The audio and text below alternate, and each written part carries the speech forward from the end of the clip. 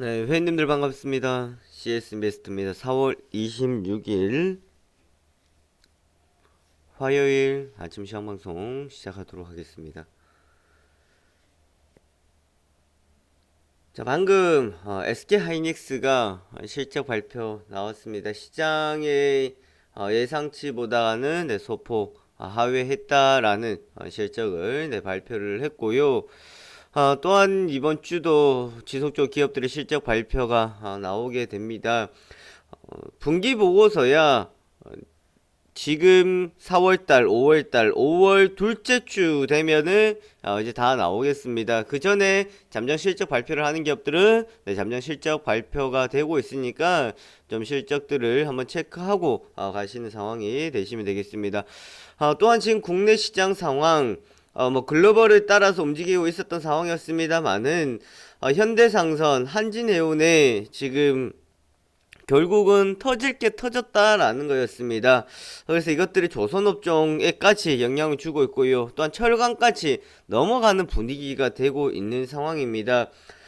사실 한진해운 같은 경우 우리 현대상선을 보면은 채권단을 통한 지금 결국은 이제 회사가 양손을 드는 상황들이었습니다. 정부가 지금 압박을 가하는 부분들은 뭐냐면요.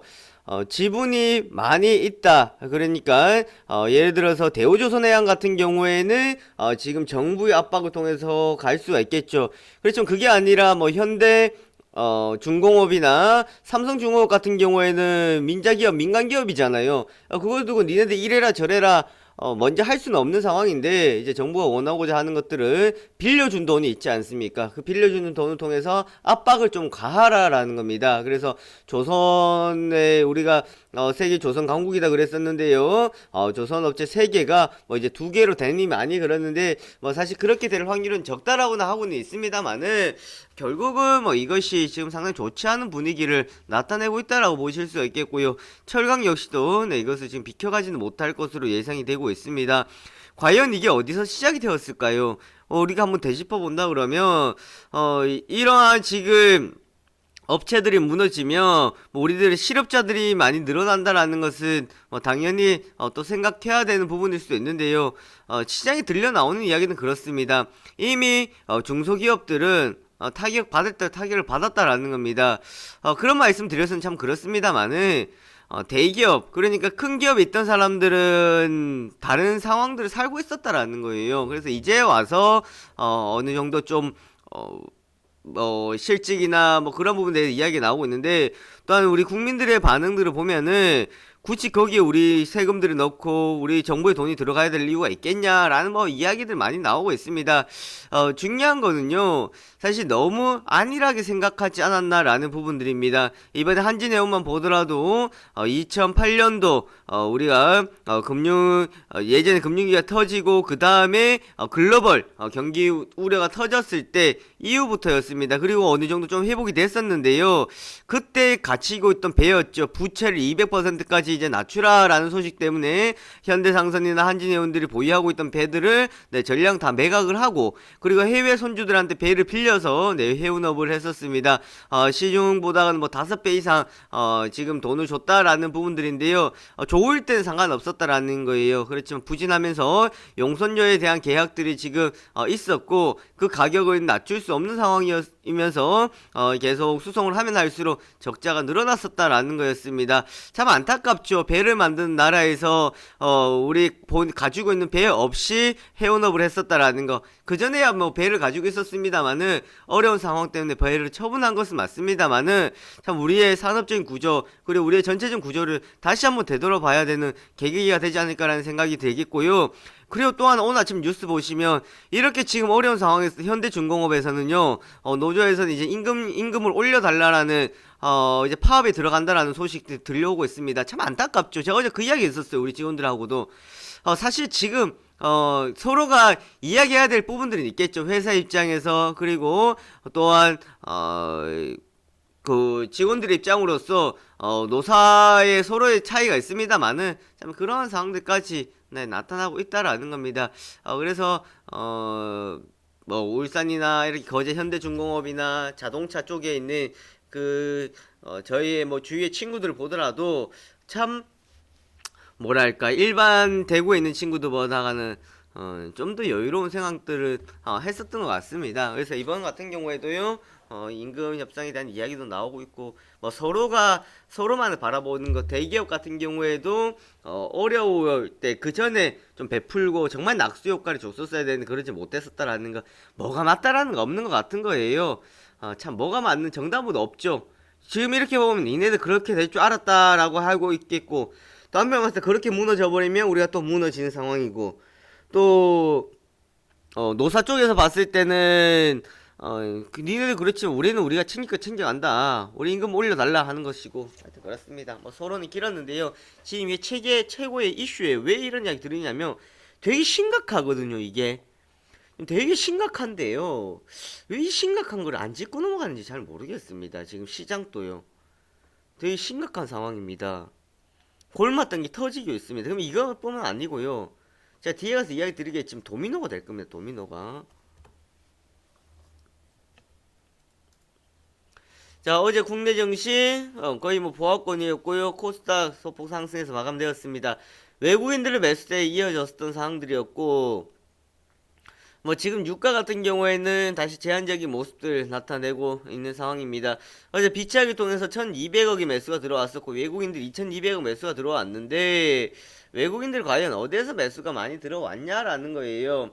우선 삼성전자가 자사주 매입이 이제 28일날 종료가 되면서 오히려 지금 외국인들이 들어오는 상황들을 좀 나타내주고 있거든요. 하루에 몇백억씩 네, 매수는 들어와주고 있는데, 지금 외국인들 엇갈리는 흐름입니다. 현물에선 들어오고 선물에선 매도가 나가고 있는데요. 이게 뭐 한 달 전에도 이런 모습들이 좀 나왔었다고는 볼 수는 있겠습니다만은, 지금 상황에서는 외국인들의 이런 다른 행보 어떻게 봐야 될까? 그 전에 지수하고 지금 지수하고는 또 많이 다르죠. 그땐 1900포인트 후반대였고 지금 2000포인트, 2010포인트 위에 있는 상황이기 때문에 어느 정도 또 차익들 한번 생각해 보고 가야 되지 않을까라는 생각들은 해볼 수 있겠고요. 금융투자에서는 네, 또 1000억 원 이상 매도가 나왔습니다. 기관에서는 지금 뭐 특별한 움직임보다는 금융투자에서 수급에 영향을 많이 주고 있다라고 볼 수가 네, 있겠습니다. 코스피 지수 지금은 단기 박스권을 만들고 있습니다. 앞에 자리를 보시면은 전고점대 매물대가 뭐 어느 정도 많이 있겠죠. 심리적인 매물대라고 생각을 하시면 되겠습니다. 전체는 심리적으로 상당히 강한 매물대가 나타내주고 있고요. 21선 이탈 이후에 빠르게 다시 올려줬었던 상황들이었고 121선 지지받고 올려줬다라는 것은 상당히 고무적으로 받아들일 수는 있겠습니다만은, 과연 이런 2040포인트 그 전고점 자리를 치고 갈 수 있을 만한 모멘텀이 강하게 있겠느냐라는 건데요. 어제 아래꼴에 달아줬어요. 뭐 강하다는 강하다라고 이야기할 수는 있겠습니다만은 저는 그렇게 생각합니다. 꾸역꾸역 버티고 있다라는 거예요. 하나 둘 셋 캔들 앞에 가시면은 매도 2번 나온 윗꼬리에 음봉 영망치 캔들이 보일 겁니다. 초반 상승했다가 막판에 떨어졌던 저 자리 보시면요, 요 마우스 커버 잘 보세요. 요 위치 여기 있죠. 여기 요 위에 요 자리까지 지금 다 내려왔다라는 거는요, 그 다음날 반등이 나왔잖아요. 잘 보셔야 돼요. 이런 캔들 윗꼬리 달고 음봉 나오고 다음날 갭 상승해서 양봉 나왔죠. 그리고 그 다음날 단봉 나왔잖아요. 그 다음날 하락했거든요. 단봉 나오고 어제 아래꼴이에요. 그 전에 반등 나왔던 자리는 지금 거의 다 먹고 내려왔다는 겁니다. 가운데 위치라 지지를 잘 받는다고 생각할 수는 있겠습니다만은 다 먹고 내려왔기 때문에 제가 생각할 땐 지금 여기서 내려오면은 뭐 2000포인트는 충분히 더 내려올 수 있는 자리가 되지 않을까. 즉 5일선 저기 겹쳤던 자리, 라인 지금 딱 라인대 있죠. 꺼놨던 라인대, 요 라인대 아래 부분까지도 가능성 열어놓고 보셔야 됩니다. 왜 짧게 봅니까? 길게 보고 가셔야죠. 길게 보고 가야 됩니다. 저 라인까지. 그 전에 강하게 들어줬던 거는 이제 흐름들이 많이 좀 죽었다라고 보실 수가 있겠습니다.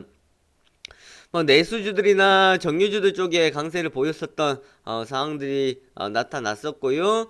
외국인들의 매수, 하지만 기관들의 특별한 수급은 없었다. 어제도 장중 내내 그냥 지지부진한 모습을 보였습니다. 초반에 선물 매도가 좀 나오면서 순간적으로 지수가 내려왔었고요. 또 빠르게 반등 나왔다 옆으로 흘러갔었습니다. 그리고 종가 동시효과 때 상승했었던 상황들이었고요. 최근 건자재 쪽에서 조금 매수세가 들어왔었고요. 이제 데일린 비엔코 같은 경우에는 뭐 이란에 대한 기대감도 있었고, LG 하우시스 실적 호실적이었다라는 부분들, 인조데릭스 매출 증가, 인조데릭스 그러면은 라이온 캠텍도 같이 보실 수가 있겠습니다. SK이노베이션 정제 마진 윤활기 이후 수요 증가는 1분기 호실적이고요. 영진약품 KTNG와 소규모 합병 결의했다라는 소식. 요즘 KT NG의 뭐 흐름들 나쁘지 않았던 상황도였고요. 영진약품도 지금 상당히 좋은 모습들을 보여주고 있습니다. 사실 과거 영진약품은 아토피 다른 테마성이 있었고요. 그 영진약품 가장 큰 장점은 KTNG가 최대 주주였다라는 거였습니다. 사실 다 죽어가는 힘들어지는 이러한 회사를 KTNG가 인수를 하면서 이제 어느 정도 모기업에 대한 기대감 많이 걸었다라고 보시면 될 것 같고요. 한진해운 자유협약에 의한 경영 정상 추진 소식이 어제 한가를 갔었고요. 오늘 시간에 매수는 좀 들어와 있습니다. 코오롱 글로벌 이란 현지 유통회사와 화장품 유통합작 법인 설립이다라는 겁니다. 이란에 대한 이야기는 지속적으로 나와 줄 겁니다. 자, 코스닥 제가 말씀드렸을 거예요. 코스닥 어떻게 흘러갈 것이라고요. 그냥 따박따박 올라갈 겁니다. 그런데 종목마다 조금 온도 차이는 발생되고 있습니다. 자, 여기서 우리가 하나 짚고 가야 될 점. 코스닥의 지수는 그냥 따박따박 흘러가는데요. 종목들마다 조금 차이가 나죠. 그 이유는 뭐냐면 종목들의 돌아가는 사이클의 변화가 나타나고 있다라고 보시면 될 것 같고요. 또 한편으로 봤을 때는 수급이 다 뒷받침되지 못한다라는 거, 이게 사이클과 똑같은 측면입니다. 이게 바로 순환매의 흐름이거든요. 순환매라고 이야기하는 것은 한쪽에 자금들이 들어갔다가 다른 쪽에 이제 자금들이 들어가야 되면 들어와 있던 자금들이 어떻게 됩니까? 순간적으로 차익 물량 나오고 매도 물량 나오겠죠. 그리고 다른 데 들어간다라는 거예요. 그렇다 보니까 종목들을 함께 가는 것이 아니라 좀 올라가던 것들은 주춤하고 밑에 했던 것들은 다시 올라가고 쉬었던 것들은 올라가는 그러한 흐름들이 나타난다라는 겁니다. 이거 꼭 주의하고 또한 알고 우리가 보셔야 되는 지금 시장의 가장 중요한 포인트다라고 보시면 되겠습니다. 어제 카카오에 좀 강세가 나타났었습니다. 오늘 카카오 또 EB 발행했다라는 거. 사채에는 그냥 뭐 일반 사채, 공모 사채 있고요.